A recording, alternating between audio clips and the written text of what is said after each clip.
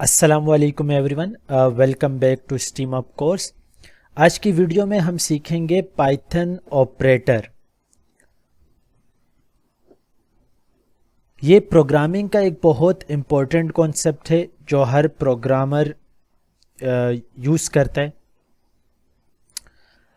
Python programming में operator use होते हैं वैल्यूज़ और वेरिएबल्स पर ऑपरेशन परफॉर्म करने के लिए। ये बेसिकली स्पेशल सिंबल्स होते हैं जैसे plus, minus, multiply, division, double equal to, and और एटसेट्रा।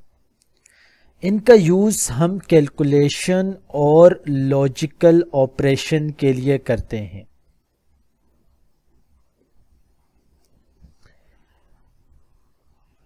अब ऑपरेटर्स के अंदर दो इम्पोर्टेंट टर्म समझ लेते हैं।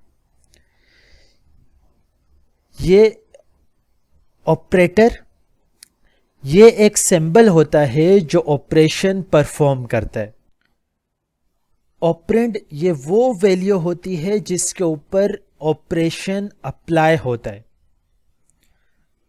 जैसे अगर हम एग्जाम्पल लें a इज इक्वल टू 5+3, तो प्लस ऑपरेटर है और 5 और 3 ऑपरेंड्स हैं। ठीक है, प्लस यहां पर ऑपरेटर है, 5 और 3 ऑपरेंड्स हैं। अब सबसे पहले लॉजिकल ऑपरेटर को समझ लेते हैं।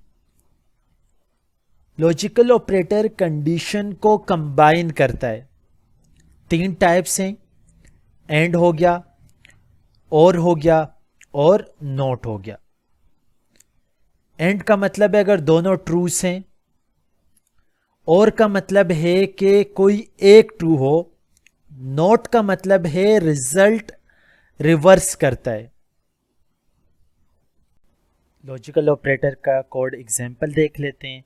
जैसे अगर मैंने एक वेरिएबल लिया a और उसको मैंने क्या कर दिया, ट्रू डिफाइन कर दिया, b लिया और इसको मैंने फॉल्स डिफाइन कर दिया, और अब अगर मैं इसको प्रिंट करवाऊंगा, ठीक है, तो सबसे पहला क्या है logical operator a and b। a and b का मतलब है कि दोनों क्या होने चाहिए, ट्रू होने चाहिए। ठीक है, इसी तरीके से अगर मैं प्रिंट करता हूँ ए और बी, इसका मतलब है कि कोई एक कंडीशन ट्रू होनी चाहिए तो ट्रू आएगा। ठीक है, थर्ड हमारे पास क्या है कि नॉट ए, तो ये क्या करता है, रिजर्व कर देता है। ठीक है, तो ए एंड बी फॉल्स देगा क्योंकि दोनों ट्रू नहीं हैं।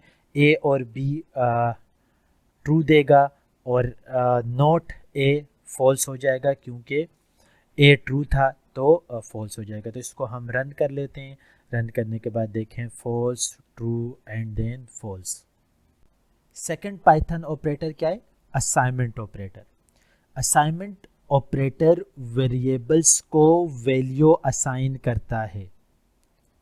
ठीक है, जैसे a इज इक्वल टू 10, तो ये क्या करेगा, 10 वैल्यू असाइन कर देगा a को।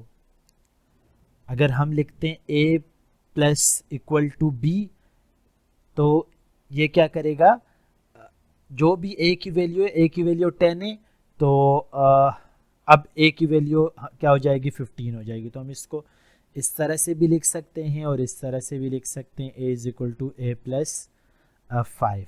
ठीक है, तो यहाँ पर क्या करता है, जो भी हमारे पास वेरिएबल्स होगा उसको ये वैल्यू असाइन कर देगा। तो इसको हम लोग बोलते हैं असाइनमेंट ऑपरेटर बोलते हैं। ठीक है, इस तरह बाकी ऑपरेटर भी काम करते हैं। जैसे a माइनस इक्वल टू 5 का मतलब है कि a में से a माइनस 5 कर देंगे। तो ये असाइनमेंट ऑपरेटर की एक सिंपल एग्जांपल है। a is equal to 10 assign किया और b is equal to a, तो b की वैल्यू क्या हो जाएगी, 10 हो जाएगी। b plus equal to a करेंगे तो हमारे पास b की वैल्यू के अंदर a की वैल्यू प्लस हो जाएगी। ठीक है, तो इस वजह से हमारे पास 20 आ जाएगा। इसी तरीके से b minus equal to a, तो हमारे पास क्या हो जाएगा 10, क्योंकि b की वैल्यू क्या हो गई थी 20 हो गई थी, और 20 में से 10 माइनस करेंगे तो हमारे पास क्या आ जाएगा 10 आ जाएगा। ठीक है, b multiply by equal to a। ठीक है, तो b की वैल्यू 10 है और a की वैल्यू भी 10 है, तो 10 मल्टीप्लाई बाय 10 क्या हो जाएगा 100 हो जाएगा। ठीक है, तो उम्मीद करता हूँ एग्जाम्पल समझ आ गई होगी आपको। अब थर्ड ऑपरेटर क्या है, identity operator. Identity operator check करता है कि मेमोरी लोकेशन सेम है या नहीं है। ठीक है, दो तरह के आइडेंटिटी ऑपरेटर हैं, एक इज, दूसरा जो है वो इज नॉट। ठीक है, तो इज का मतलब है true if both variables are same object and true if not the same object. तो चले एग्जांपल्स कर लेते हैं इसकी। तो ये एक सिंपल एग्जांपल है, जैसे a इज इक्वल टू हमने 10 डिफाइन किया, b is equal to 20 define किया और c is equal to a कर दिया। ठीक है, तो c की वैल्यू क्या हो जाएगी 10 हो जाएगी, a की वैल्यू भी 10 है, b की वैल्यू भी 10 है। ठीक है, तो ये क्या है a इज नॉट b। ठीक है, तो यहाँ पर क्या आ जाएगा ट्रू आ जाएगा, क्योंकि a b के बराबर नहीं है। इसी तरीके से a इज c, तो ये हमारे पास क्या होगा ट्रू। a इज c का मतलब क्या है, क्यों ट्रू है, क्योंकि दोनों सेम ऑब्जेक्ट को रेफर कर रहे हैं। c भी a को रेफर कर रहा है और a भी जो है वो 10 को रेफर कर रहा है, तो दोनों सेम ऑब्जेक्ट को रेफर कर रहे हैं, इस वजह से यहाँ पर क्या आएगा ट्रू आएगा। फोर ऑपरेटर हमारे पास क्या है, membership operator. Membership operator check करता है कि कोई वैल्यू सीक्वेंस में एग्जिस्ट करती है या नहीं। ठीक है, तो टू टाइप्स के ऑपरेटर होते हैं, एक इन हो गया और एक नॉट इन होगा। ठीक है, इन में ट्रू इफ वैल्यू एग्जिस्ट करेगी, अदरवाइज नॉट इन में true if value doesn't exist. ठीक है, तो इसकी एक सिंपल एग्जांपल कर लेते हैं ताकि आपको समझ आ सके।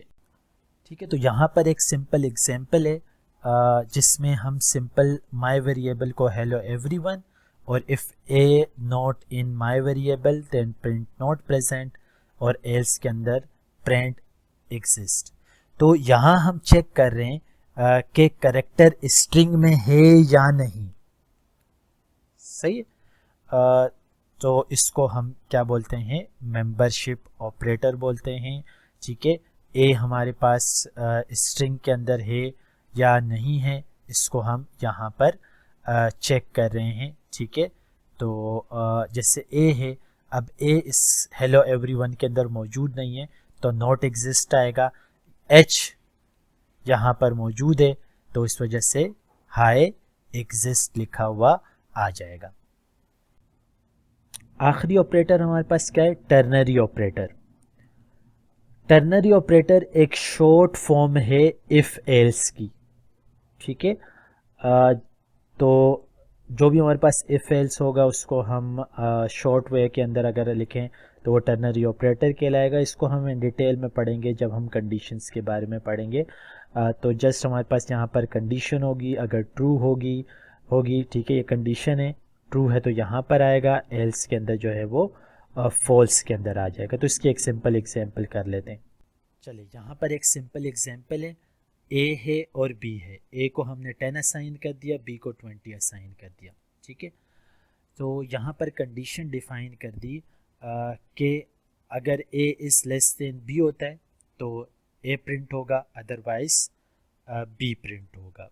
ठीक है, तो इसको हम इफ़ एल्स को हमने सिंगल लाइन ऑफ कोड के अंदर लिखा है। ठीक है, ये एक लाइन में डिसीजन ले रहा है, अगर ए इज़ लेस देन है वरना बी।